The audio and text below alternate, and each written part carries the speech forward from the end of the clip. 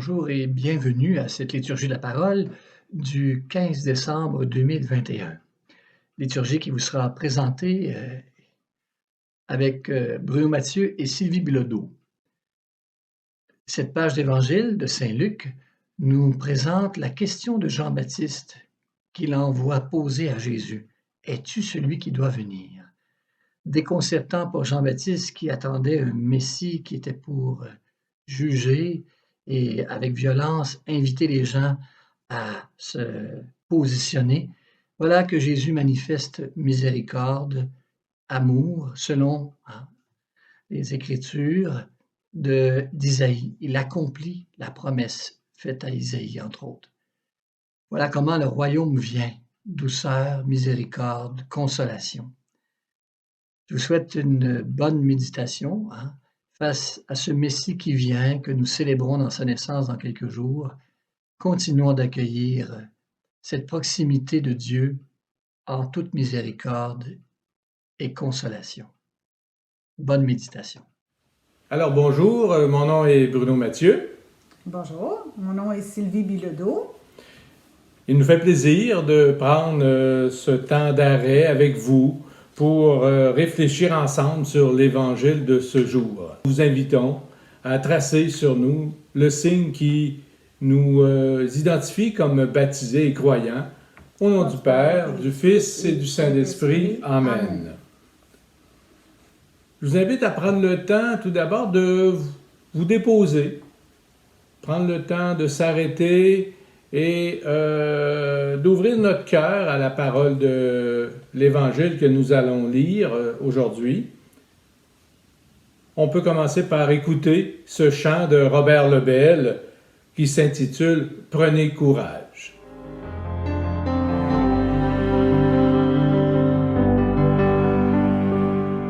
Aux gens qui peinent et qui s'affolent, allez dire: ne craignez pas, gardez confiance en sa parole, car l'espérance ne ment pas. Préparez un chemin pour la paix,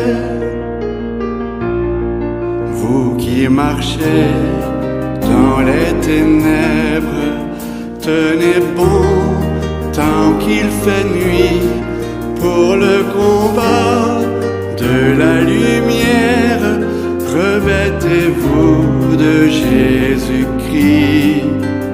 Préparez un chemin pour l'espoir. Prenez courage, le jour est proche. Prenez courage, il est à nos portes. L'Emmanuel apporte l'amour, et sa lumière transforme nos jours, et sa lumière transforme nos jours. Il vient le Fils de la promesse, et l'Esprit repose en lui, avec justice, avec sagesse, il soutiendra les plus petits. Préparez un chemin pour la joie, réconfortez dans leurs attentes les plus beaux et les exclus, les malheureux que les enchante l'amour auquel ils ne croient plus. Préparez un chemin pour l'amour. Prenez courage, le jour est proche. Prenez courage, il est à nos portes.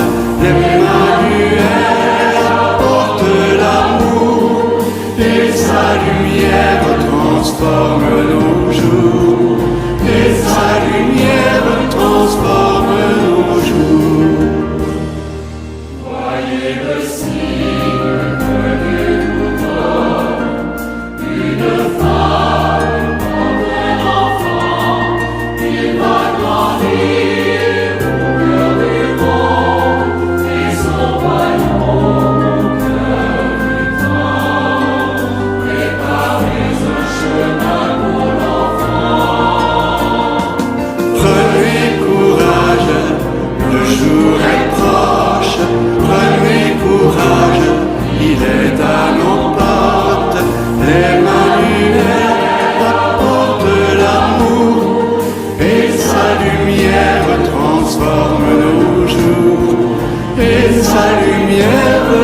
transforme nos jours.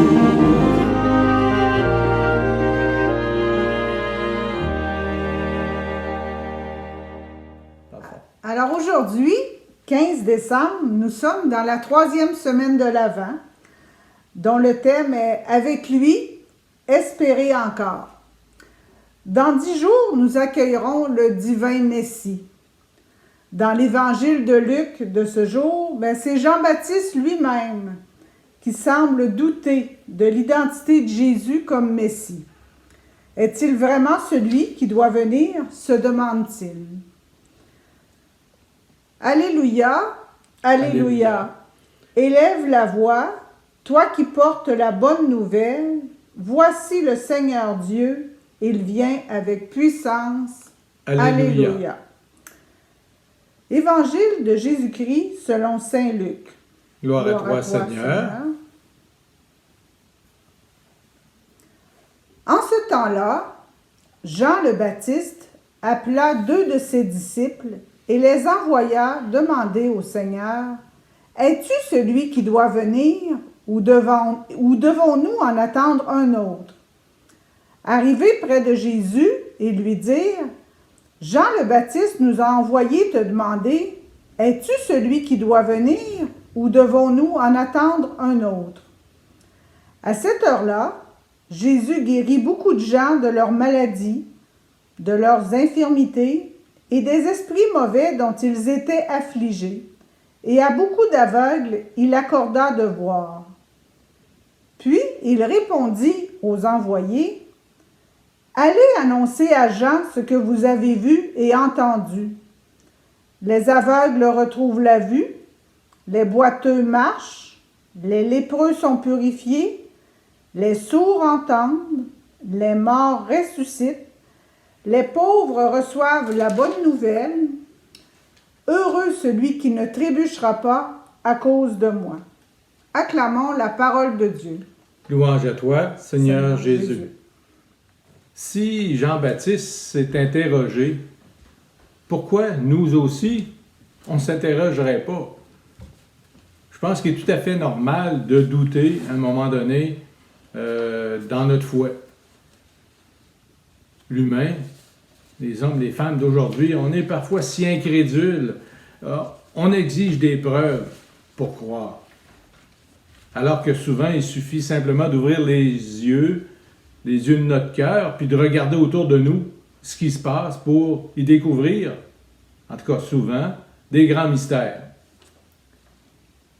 Tout comme les Juifs de son temps, Jean-Baptiste attendait probablement lui aussi un messie politique libérateur de l'oppression des Romains. Mais Jésus n'a pas répondu directement à la question de Jean-Baptiste qui s'interrogeait sur son identité. Il a plutôt orienté son regard sur les paroles et les gestes qu'il posait, sur les signes qui attestaient de son identité, en disant aux envoyés de Jean-Baptiste, allez lui dire, allez lui rapporter à Jean ce que vous avez vu et ce que vous avez entendu. Ça, c'est la réponse de Jésus qui nous indique encore aujourd'hui quelle voie il faut emprunter. Dans le fond, ce que Jésus nous dit, c'est il faut écouter sa parole, il faut regarder ce qui se passe sur son chemin. Tel qu'annoncé dans les Écritures, dans le passage qu'on vient de lire, les gens sont guéris de leurs infirmités, de leurs maladies. À beaucoup d'aveugles, il va rendre la vue. Les lépreux sont purifiés, les sourds entendent, les morts ressuscitent. Dans la foi, on peut nous aussi nous ouvrir au signe de la présence de Jésus qui continue son œuvre de guérison, je dirais, aujourd'hui encore dans notre monde. Jésus va guérir les cœurs, mais aussi encore aujourd'hui, on entend parler de miracles, parfois. Bon an, mal an, dans les cabinets de médecins, dans les hôpitaux, il y a parfois des guérisons qui surviennent et qui sont inexplicables et qui sont constatées par des spécialistes de la médecine, mais qui auprès de patients qui ont été guéris, mais par contre, à qui on avait pourtant annoncé une mort prochaine. Dans le processus de béatification, par exemple, des nouveaux saints, on va aussi retrouver des comités de médecins et de scientifiques qui sont croyants et des non-croyants aussi. Et ces comités-là ont pour but d'étudier objectivement les cas de guérison miraculeuse. Le rôle de ce comité scientifique est donc simplement de garantir qu'au niveau des connaissances actuelles en médecine, la guérison qui est présentée et étudiée demeure incompréhensible, inexplicable. Encore aujourd'hui, les responsables des différents sanctuaires, on n'a qu'à penser là, à Notre-Dame de Lourdes, à Sainte-Anne-de-Beaupré, l'Oratoire Saint-Joseph, etc.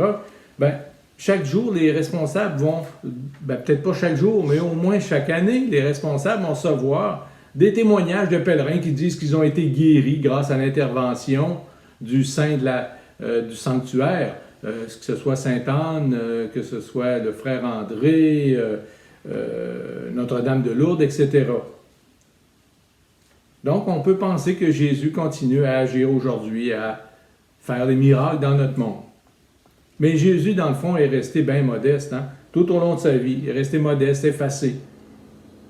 Et puis Jésus nous invite, tout comme il a invité Jean-Baptiste, à voir nous aussi, à avoir comme lui le souci de rétablir la dignité des gens que l'on rencontre. Puis Jésus nous invite, dans le fond, à faire comme lui. En ce temps de l'Avent, plus particulièrement, je peux donc peut-être prendre le temps de m'arrêter, de prier, puis demander à Jésus de faire en sorte que, tout comme lui, je sois capable de partager de l'amour avec ceux qui m'entourent, avec ceux que je croise sur mon chemin à chaque jour. Jésus a transformé et transforme encore aujourd'hui le monde, un geste à la fois, une parole à la fois. Alors, en ce temps de l'Avent, nous sommes invités, nous aussi, à faire comme Jésus, puis à poser des gestes d'accueil, des gestes d'amour, des gestes simples autour de nous pour aider les gens que nous croiserons à espérer que nous vivons et nous pourrons vivre dans un monde meilleur.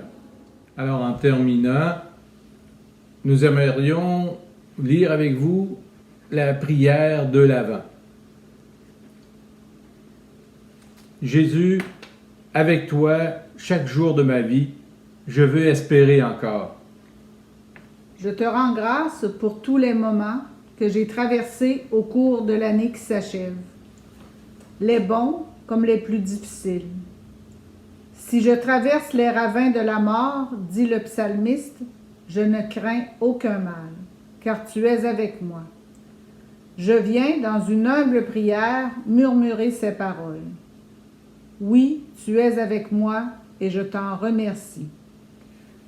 Jésus Emmanuel, Dieu avec nous, tu viens à ma rencontre, ta présence me surprend. Elle nourrit en moi cet élan qui ouvre mon cœur à l'audace et à la confiance. Notre monde change, mes repères se brouillent. Mais toi, tu es là, tu ouvres toujours un chemin. Amen. Seigneur, j'aimerais te prier pour nos gouvernements qui doivent constamment prendre des décisions difficiles. J'aimerais aussi te prier pour toutes les personnes sur des listes en attente de chirurgie. En toute confiance, allons dans la paix et l'amour du Christ. Que le Seigneur nous bénisse et nous garde, qu'il prépare nos cœurs à l'accueillir et qu'il nous accorde sa grâce. Au nom du Père, du Fils et du Saint-Esprit. Amen. Alors, merci de votre présence, merci de votre écoute. Merci beaucoup à André Pellerin et Annie Jutras pour l'enregistrement, le montage de la célébration et des chants. En terminant, nous vous proposons ce beau chant d'espérance. Et nous vous souhaitons Un joyeux Joyeuses Noël, fêtes. de joyeuses fêtes.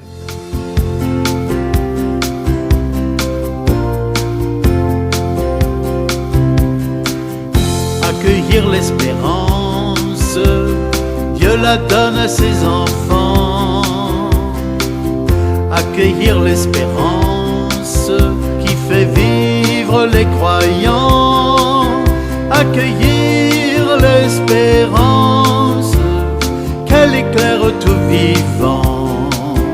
Accueillir l'espérance qu'elle éclaire tout vivant. L'espérance est une étoile dans le ciel de notre vie, lumière offerte pour la nuit, vers le Seigneur elle nous conduit. Bienheureuse espérance, bienheureuse espérance, flamme sainte dans le cœur des prophètes. Accueillir l'espérance, Dieu la donne à ses enfants. Accueillir l'espérance qui fait vivre les croyants. Accueillir l'espérance qu'elle éclaire tout vivant. Accueillir l'espérance qu'elle éclaire tout vivant. L'espérance est comme un souffle qui réveille nos printemps. La Pentecôte en notre temps, avec l'esprit qui nous surprend. Bienheureuse espérance, bienheureuse espérance, vent de brise et d'ouragan dans l'église.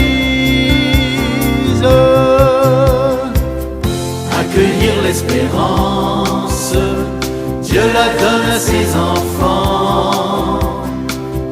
Accueillir l'espérance qui fait vivre les croyants. Accueillir l'espérance qu'elle éclaire tout vivant. Accueillir l'espérance qu'elle éclaire tout vivant. L'espérance est à l'épreuve quand l'angoisse nous étreint. Face au malade à son déclin, parfois l'espoir en nous s'éteint. Bienheureuse espérance, bienheureuse espérance qui résiste au tourbillon de nos doutes. Accueillir l'espérance, Dieu la donne à ses enfants. Accueillir l'espérance qui fait vivre les croyants. Accueillir l'espérance qu'elle éclaire tout vivant.